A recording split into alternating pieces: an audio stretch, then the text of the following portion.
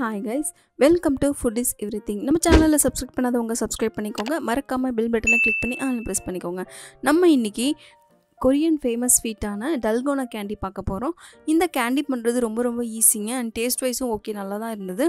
And இது வந்து பாத்தீங்கன்னா ஸ்குவிட் கேம் அப்படின்ற ஒரு வெப் சீரிஸ்ல ஃபேமஸ் ஆனதுனால திடீர்னு பாத்தீங்கன்னா ட்ரெண்ட் ஆச்சு. எல்லாரும் செஞ்சாங்க. சோ நானும் செஞ்சேன். இது எப்படி செய்யறதுன்னு பார்க்கலாம் வாங்க.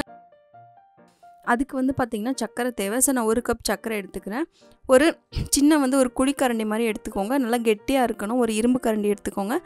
அதில் இந்த சர்க்கரையை போட்டு முதல்ல கேரமலைஸ் பண்ணிக்கோங்க. சிம்மில் வச்சு நீங்கள் இந்த மாதிரி கிளறிட்டே இருந்தீங்கன்னா அது வந்து என்ன ஆகும்னா உங்களுக்கு சுகர் சிரப்பாக மாற ஆரம்பிக்கும். நம்ம வேறு எதுவுமே சேர்க்க தேவையில்லை. இந்த மாதிரி சுகர் சிரப்பாக வந்து மாறிட்டு இருக்கும்போது நீங்கள் விடாமல் வந்து கலக்கிட்டே இருக்கணும். அந்த கிறிஸ்டலான சுகர் எல்லாமே வந்து டிசால்வ் ஆகணும். இப்போ பாருங்கள் கொஞ்சம் கொஞ்சமாக அதெல்லாம் கரைய ஆரம்பிச்சிருச்சு. கரைய ஆரம்பிச்சு ஒரு பர்ஃபெக்டான ஒரு சக்கரை பாகு நம்மளுக்கு ரெடி ஆயிடுச்சு.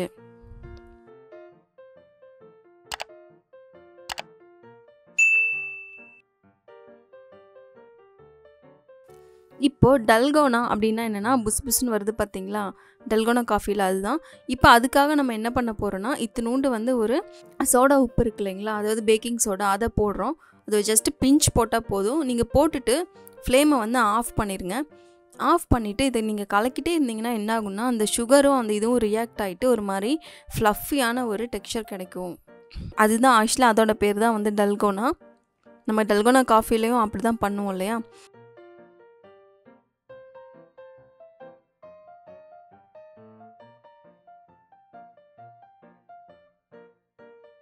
இப்போ என்ன பண்ணுறோன்னா ஒரு பிளேட்டில் வந்து ஆயில் தடவிட்டு இந்த டல்கோனா மிக்ஸை வந்து அதில் ஊற்றுறோம்.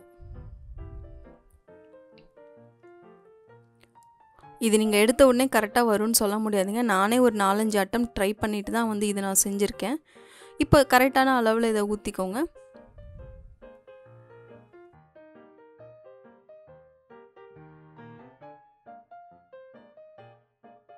ஊற்றிட்டு என்ன பண்ணோன்னா ஒரு டிஃபன் பாக்ஸை வச்சு அதை ஃபஸ்ட்டு ஈவன் பண்ணி விட்டுருங்க. இல்லைனா அது வந்து அப்படியே மேலே இதாக நிற்கும். இப்படி ஈவன் பண்ணிவிட்டு குக்கி கட்டரை வச்சு நடுவில் வந்து ஷேப் பண்ணிடுங்க. ஜஸ்ட் கொஞ்ச நேரம் வச்சிங்கன்னா அந்த ஷேப் வந்து அப்படியே வந்துடும்.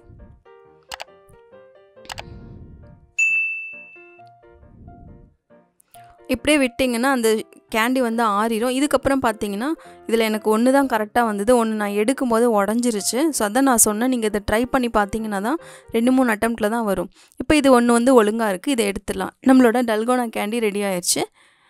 இது அப்படியே சாப்பிட வேண்டியது தான். ஓகே, டேஸ்ட் வைஸ் ஓகே நல்லா தான் இருந்தது. இப்போ நம்ம என்ன பண்ண போகிறோன்னா கேம் வந்து விளையாட போகிறோம்.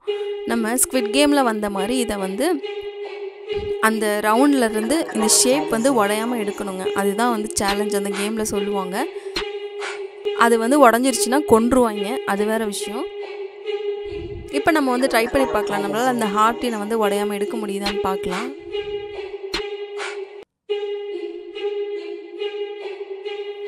ஆனால் உடஞ்சிருச்சு.